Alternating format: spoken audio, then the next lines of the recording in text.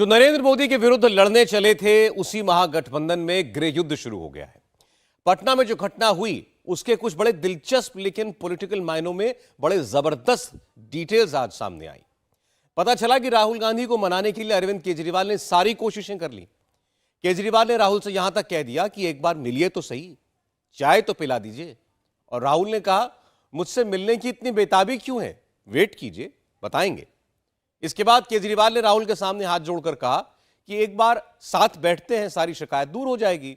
लेकिन राहुल गांधी बोले, मुझसे मिलने की ऐसी बेसब्री का मतलब है कि आप कुछ मिसचीफ यानी शरारत सोच रहे हैं। यह सब सुनने के बाद समझ चुके होंगे आप कि कांग्रेस और केजरीवाल के बीच बात बिल्कुल बिगड़ चुकी है। दल भी नहीं मिले, दिल मिलने की बात तो बहुत दूर है। दोस्ती दिखाते ही कुश्ती हो गई, ब्लैकमेल का खेल हो गया। मोदी विरोधियों की यारी, केजरीवाल सब पर पड़ गए भारी। अध्यादेश का नाम लिया केजरीवाल ने 14 बड़े बड़े सुरमाओं को बेहाल कर दिया। मीटिंग में दोस्ती का चेहरा, बाहर कैरेक्टर दोहरा। मीटिंग में मिलते हैं, बाहर लड़ते हैं। मोदी विरोधी कैंप में क्या चल रहा है? वैसे तो पटना में 4 घंटे मीटिंग चली। मोदी को हटाने के नाम पर 15 पार्टियां आई। सबने मोदी को हटाने की कस्में खाई। मन में कुछ और रखा, बाहर कुछ और दिखा। केजरीवाल ने पटना में धमाका किया। दूसरे दिन असर दिल्ली से लेकर मुंबई, केरल तक दिखा। कैसे मोदी विरोधी कैंप में खलबली मच गई है, कैसे एकता का पूरा ताना बाना बिगड़ गया है, क्यों मोदी विरोधी मोर्चा पर संकट दिख रहा है। कल जो पिक्चर चली, आज उसका रिव्यू आ गया। कांग्रेस पार्टी ऐसा लगता नहीं है कि वो सेम थॉट रखती है।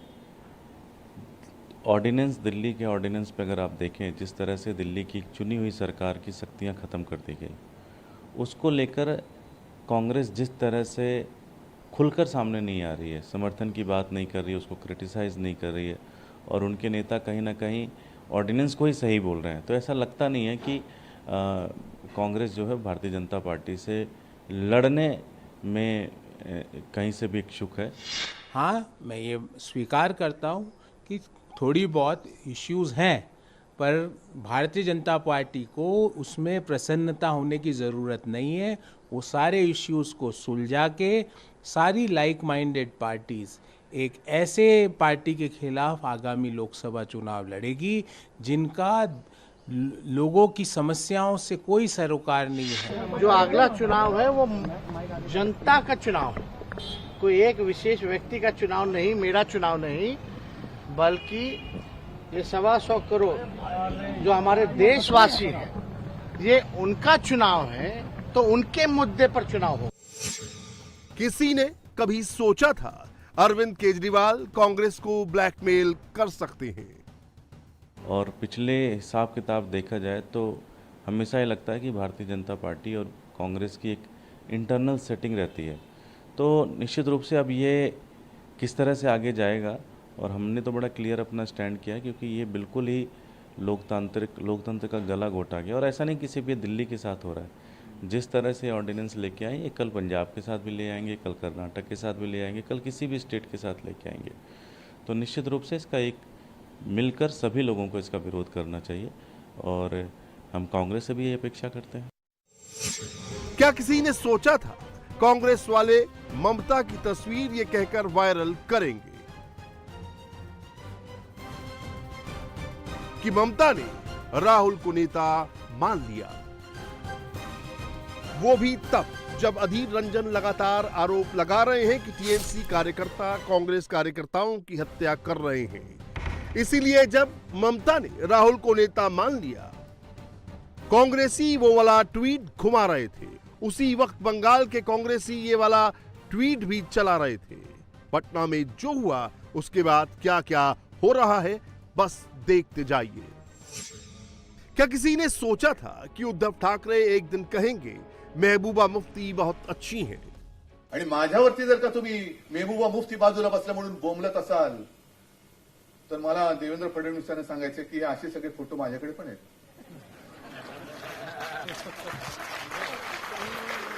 मग पंतप्रधान तुमचे नरेंद्र मोदी तुमचे नेते आहेत की नाहीत?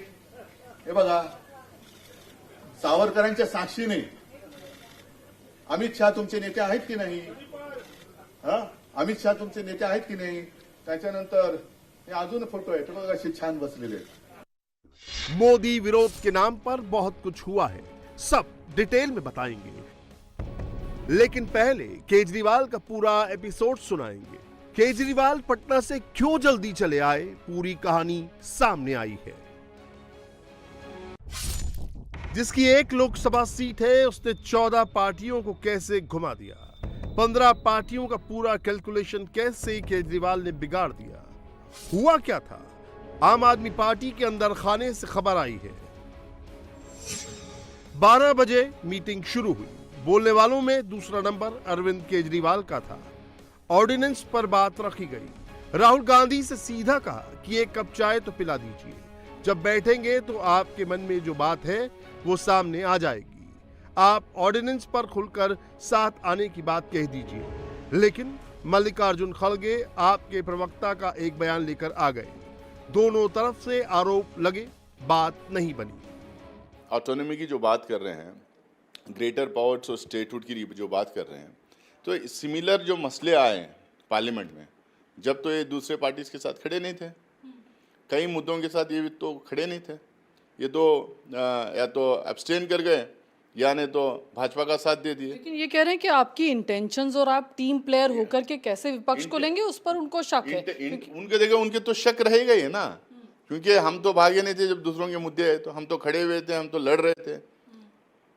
ये दूसरे जो मुद्दे आए था पार्लियामेंट में, स्टेट्स को लेके, कई स्टेट्स को लेके, भागे तो आम आदमी पार्टी के लोग थे ना. जब वो कहाँ खड़े हुए थे? या तो आप वॉकआउट कर जा रहे थे, अब्सटेन कर जा रहे थे, आपके एमपीज दिखाई नहीं दे रहे थे. आप उनकी मुद्दों पे भाजपा का साथ दे देते हैं और कह रहे हैं हम भाजपा के साथ खड़े हुए हैं.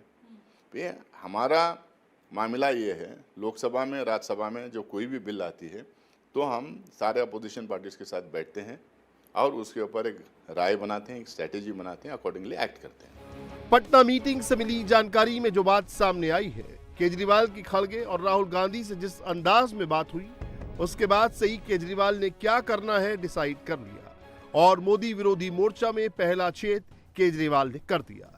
आम आदमी पार्टी के सोर्सेज ने बताया कि राहुल की बातों से ऐसा लग रहा था कि वो पहले ही मन बना के आए हैं. राहुल गांधी ने ऑर्डिनेंस पर प्रक्रिया का हवाला दिया. केजरीवाल की उत्सुकता पर संदेह जताते हुए मिलने से मना कर दिया. कई पार्टी के नेताओं ने भी राहुल गांधी से साथ देने को कहा, लेकिन राहुल नहीं माने और इसी के साथ केजरीवाल के प्रेस कॉन्फ्रेंस छोड़कर जाने की वजह तैयार हो गई. स्टैंड क्लियर नहीं कर देती है. देखिए, यूपीए सरकार 10 साल बनी है, उसमें कई पॉलिटिकल पार्टीज थे. इस बार यही हम लोग कोशिश कर रहे हैं कि यूपीए के जितने अफिलिएट्स थे वो सब इंटैक्ट हैं, कोई छोड़े नहीं. एनडीए के पार्टनर्स छोड़े हुए हैं, जेडीयू गई, शिवसेना गई, अकाली दल गए. लेकिन कुछ पार्टीज हैं जो एनडीए के साथ भी नहीं, यूपीए के साथ भी नहीं, लेकिन भाजपा के खिलाफ जो लड़ रहे हैं. और कुछ लोगों से हम चाह भी रहे हैं कि आप लोग भी अगर लड़ना चाह रहे हैं तो हमारे साथ ज्वाइन करें. ये ओपन इन्विटेशन था, इसीलिए हम लोग भी बात किए, नीतीश कुमार जी भी बात किए, शरद पवार जी भी बात किए, कई पार्टीज आपस में बात करके कई पार्टीज कल आए. अब उसमें कोई पार्टी भाजपा को लड़ना नहीं चाह रही है, सिर्फ अपने आप में और में जी रही है, तो कुछ नहीं, उसका कुछ नहीं कर सकता ना. जो पार्टी साथ में आ रही है उनको लेकर लड़ना पड़ेगा भाजपा से. तो आगे बुलाएंगे आम आदमी पार्टी को आप विपक्ष की बैठकों में, या? देखिए, हाँ, उसके बारे में कल क्या डिसीजन हुआ अंदर, ये क्या बोल के कल की मीटिंग में दूसरे लीडर्स को क्या बोल के निकले वहाँ से, ये हम लोग को इसका इल्म नहीं है. लेकिन हम ये कह रहे हैं कि ये वाइडर प्लेटफॉर्म बने, लार्जर कोऑर्डिनेशन हो, and all those parties, those who want to fight BJP and its ideology are welcome. So Aam Aadmi Party is still welcome in the opposition camp? Or not? See, I am telling all those parties, those who want to fight BJP, those who want to be with BJP directly or indirectly, I am sure they will find excuses not to be on this platform. Arvind Kejriwal की लाख कोशिश के बावजूद भी अध्यादेश पर राहुल गांधी का साथ मिलना तो दूर, राहुल गांधी ने साथ बैठने से भी इनकार कर दिया। इसके पीछे कांग्रेस की अपनी मजबूरी है। कांग्रेस को यह लगता है कि उसके वोट बैंक में सबसे बड़ा डाका आज की डेट में आम आदमी पार्टी डाल रही है, और अगर ये समझौता होता है तो दिल्ली में वो पहले से ही शून्य है, और जिस हिसाब से कांग्रेस के नेता पंजाब में नाराज चल रहे हैं तो इसका असर फिर पंजाब के चुनाव परिणाम पे भी देखने को मिलेगा। मोदी रोको मोर्चा में केजरीवाल असहज उमर अब्दुल्ला की बातों पर हो गए। जब केजरीवाल अध्यादेश कर रहे थे तब उमर अब्दुल्ला ने 370 वाले अध्यादेश की कहानी सुनाकर केजरीवाल का गुस्सा और बढ़ा दिया। उमर अब्दुल्ला ने केजरीवाल से पूछा था, धारा 370 हटाने के समय बहुत सारी पार्टियां चुप रही, आम आदमी पार्टी क्यों बीजेपी के साथ खड़ी रही? इसकी शुरुआत तो सबसे पहले कश्मीर से हुई, और जब 370 को ख़त्म किया गया, कश्मीर का जो भी कॉन्स्टिट्यूशनल राइट्स था उसको छीन लिया गया, एक राज्य का दर्जा भी ख़त्म कर दिया गया। एक पहली बार हिंदुस्तान में ऐसा हुआ, अब तक तो होता था कि यूनियन टेरिटरी को प्रमोट किया जाता था स्टेट के रूप में, एक स्टेट को डिमोट कर दिया गया 2 यूनियन टेरिटरी में। और अफसोस की बात यह है कि उस समय भारत के जो अपोजिशन पार्टीज़ हैं उनमें से बहुत सारे पार्टी चुप रहे इस सवाल पर, और आम आदमी पार्टी तो एक तरह से भारतीय जनता पार्टी के साथ खड़ी थी इस मामले में।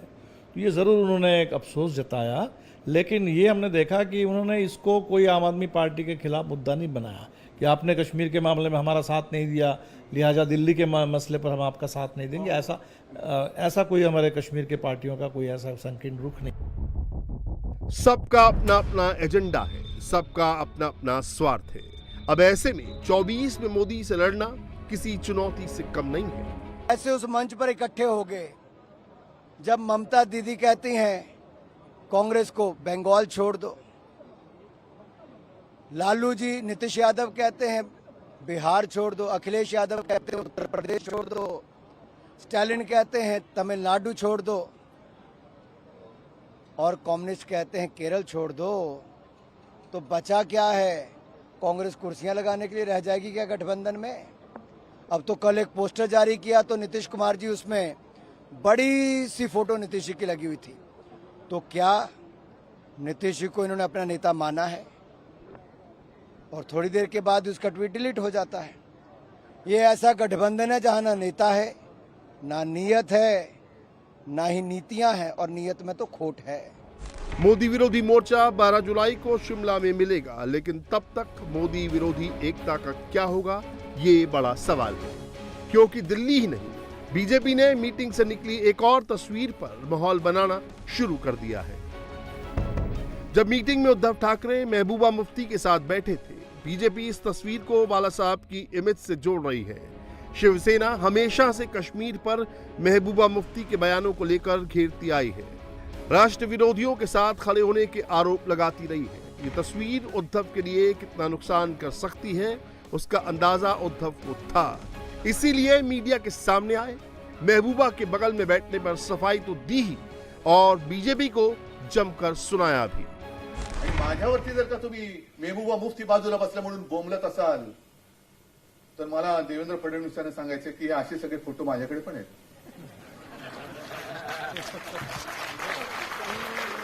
मग पंतप्रधान तुमचे नरेंद्र मोदी तुमचे नेते आहेत की नाहीत? हे बघा, सावरकरांच्या साक्षीने अमित शहा तुमचे नेते आहेत की नाही?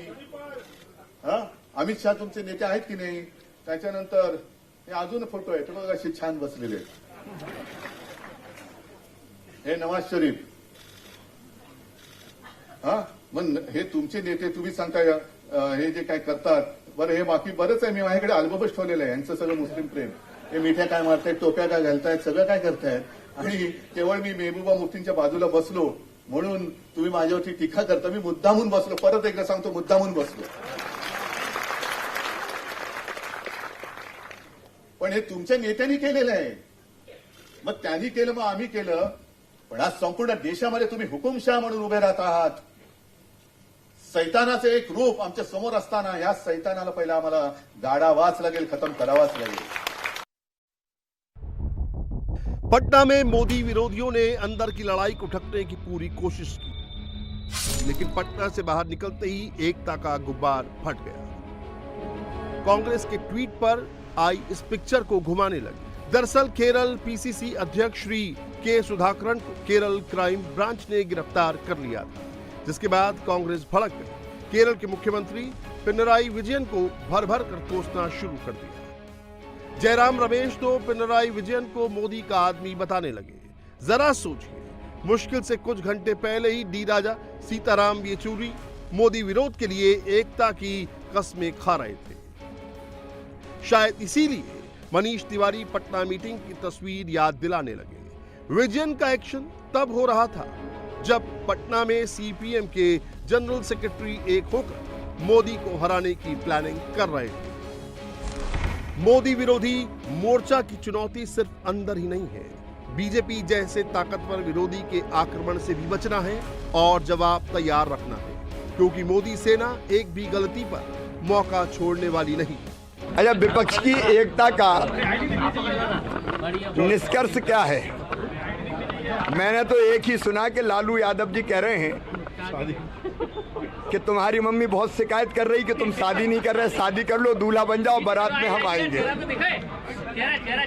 बाकी वो दूल्हा कौन है और बारात कौन है इसका ठिकाने नहीं है। जैसे जब भारी बाढ़ आती है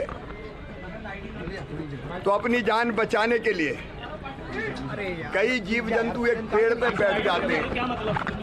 एक ही पेड़ पे आप देखेंगे मेंढक भी है, सांप भी है, बंदर भी है, क्योंकि नीचे पहाड़ का पानी है।